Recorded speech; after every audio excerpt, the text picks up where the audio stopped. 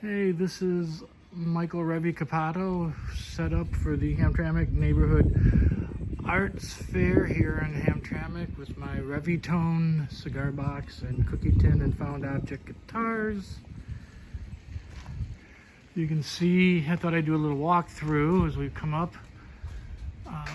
From here you can see various instruments hanging, some cookie tin instruments and some cigar box ones. And if you look over here, which we'll get a close-up later, is my soup kettle gut bucket with the Dennis Javelina Whamelo handle. And over here is my fence post upright bass.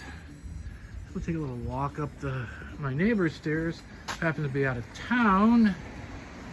And over here we have, coming up, a handful of my, what I call simple sliders. They're basically paper covered 3 strings using reclaimed wood that was actually alley picked here in Hamtramck.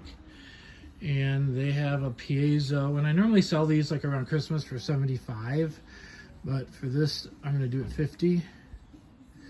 And you come up over here, you have your basic display with a map to the rest of the art and music things going on throughout town today in our 2 mile square town, my artist statement, and some of my guitars. 2 of them, the really colorful ones, are done with acrylic flow paint, where I basically mixed up a bunch of colors of paint with glue and poured and let it flow over about a week until they dried and cured over the parts of the box.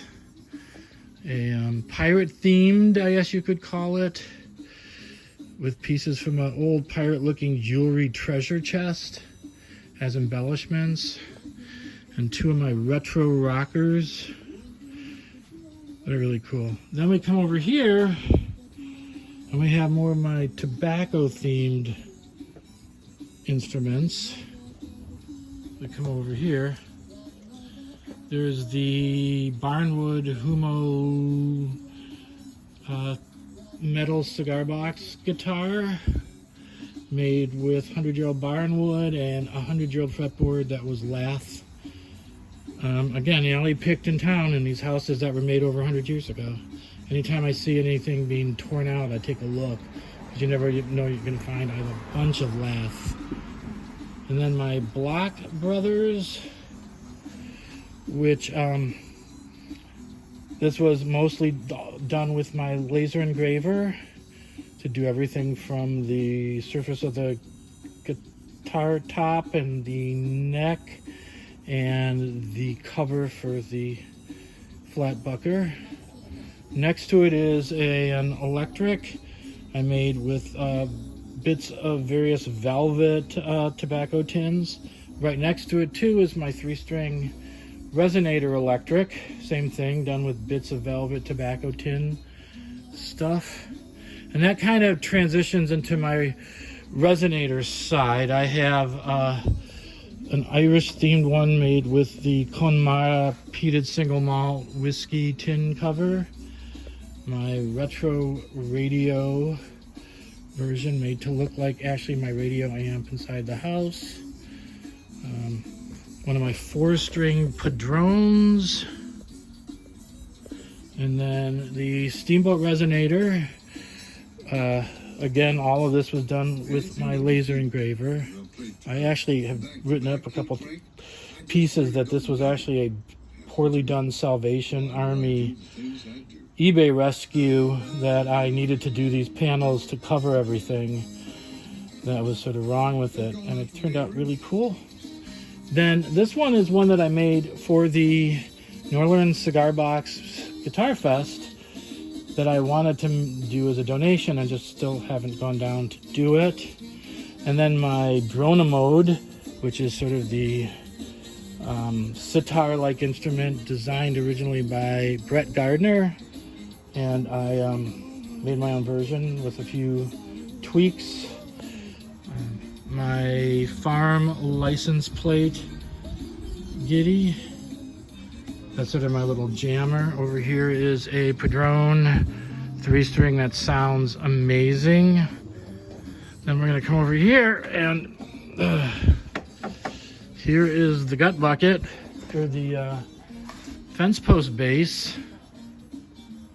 You can see there's a little bass amp down there. People can plug in the basses. My wine box bass and my soup kettle gut bucket with the Whammo Low bar designed by Dennis Havlina. And this actual piece right here is one of my late father's carvings. He used to do whittling until his health got too bad, so I thought I'd honor him with that. It's perfect for that. Let me come down here. This is sort of my more unique pieces. Wall of oddities, perhaps. I have one of the Michigan license plates from '76 as an LPG. Over here we have saw blade, banjo lele thing, washboard 3-string, a 4-string uke sort of thing made with a box from '57.